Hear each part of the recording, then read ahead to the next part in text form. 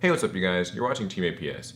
So, Konami seems to get a lot of hate from the community. I've heard such things as Konami hates its player base. Konami doesn't care.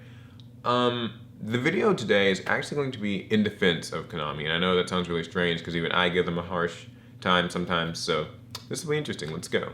So the thing is, it's really easy to have knee-jerk reactions to Konami. I think looking back, that's what a lot of ultimately the complaints have been, are knee-jerk reactions.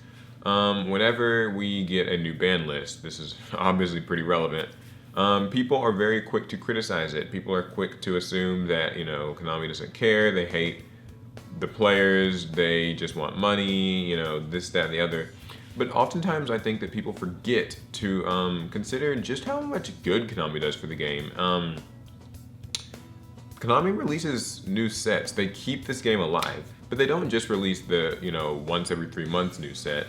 They also release loads of other just spin-off sets. I mean, we've gotten like Dragons of Legend 2, and we get, the Mega Tins, things like that. That's incredible, reprints that make this game easier for everybody to play. We get cool spin-off sets like, the high-speed racers one, racers. And not to mention now Konami's even making merchandise. They're making playmats for people to just buy. That's never really been a thing in Yu-Gi-Oh! And they're making the matching chibi deck boxes. And I just think that, people give Konami a lot of unnecessary flack, and it's a lot of it's, out of anger and kind of quick, impulsive response to something that they don't immediately like. The reason I thought about this video was because after the ARG ban list debacle popped up, I noticed a lot of people suddenly were much more defensive of Konami. A lot of people were like, oh, you aren't Konami, ARG, you can't play God, this, that, and the other. I'll only believe Konami. But I'm sure that some of the people who were saying that were oftentimes the same people who were like, Konami hates this game, Konami sucks, co-money, co-money, co-money. Well,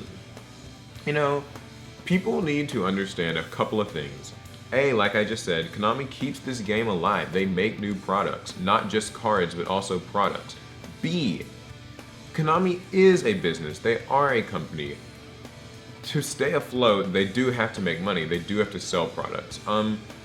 There was a time when I thought that the ban list was strictly a money-based thing, but I think that now, even though money perhaps and sales might be the motivation for some of the decisions in the ban list, I also think that Konami just makes the decisions on the ban list strictly for the sake of keeping the game moving. So that's not necessarily a money thing, that's just more of a the game's livelihood. So what do I mean by that? Well, at first, at a glance you could say, okay, the ban list was just designed to creep out Bujin, Mermail, Firefist, and Hat, and just bring in Burning Abyss, Shaddoll, Klee, and later Necross, things like that.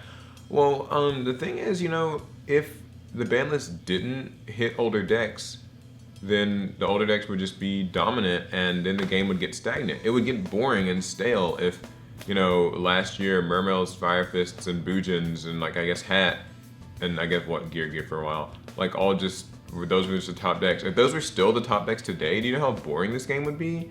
Do you know how much people complain about formats that feel like they've lasted too long? We're complaining right now because, the current 3-4 top decks have been the top decks for, nearly a year now. And people are getting sick of it. So whenever we create, whenever we get these new ban lists, honestly, it isn't so much just for selling new products. I think Konami, creates ban lists that ban older things and kind of support newer things because they want you to play the newer things, because that keeps the game going, that keeps the game interesting. So this current ban list might be a bit of an outlier to that rule, but I do think that ultimately Konami does have a plan to get rid of Shaddolls, Satellar Knights, Klee, Burning Abyss, Necross. I think that they know that they have to, because if these decks stick around for much longer, they're not going to be fun anymore. People will just complain even more, and the game will feel really stale.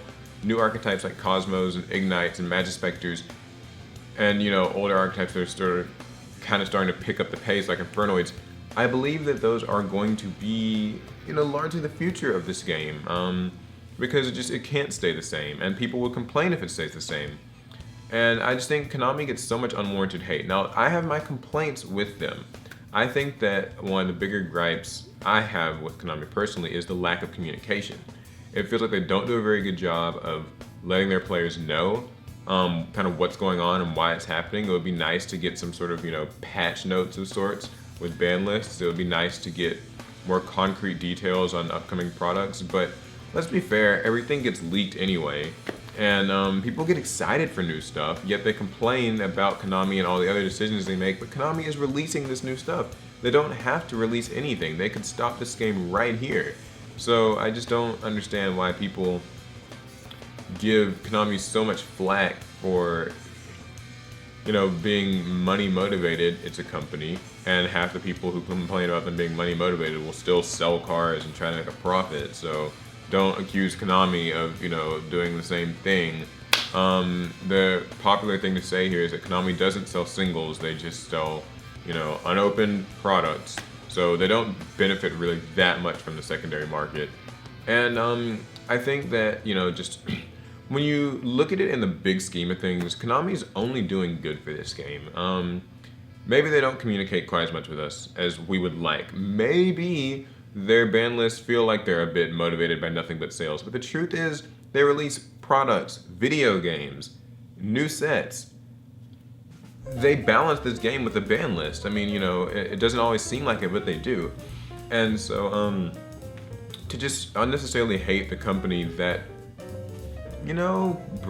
provides the game that you enjoy, it just feels a bit harsh. So, that's my rant for today. It's not really a rant, it's just kind of more of a I wonder. But anyway, in the comments, what do you think of Konami personally? Not, what the masses thinks of Konami, but you personally. Do you really have a gripe with them? Are you, do you really think that Konami hates its player base or disrespects its player base? You guys all know who said that. And, do you think, what are you guys' opinions? Because I really think that ultimately not that many people hate Konami, they just haven't really stopped to gather their thoughts. So, that's the video for today. I hope you guys liked it. I thought it was kind of an interesting sort of alternative topic. So, anyway, yeah, that's all. Remember guys, I'm giving away 3 chibi playmats, so speaking of Konami product. 3 chibi playmats this month. The Yugi, Joey, and Kaiba chibi playmats. 3 different winners can win. If you want a chance to win them, check out the description of this video. And remember to subscribe for more Yu-Gi-Oh! I will catch you guys on the flip side. See ya.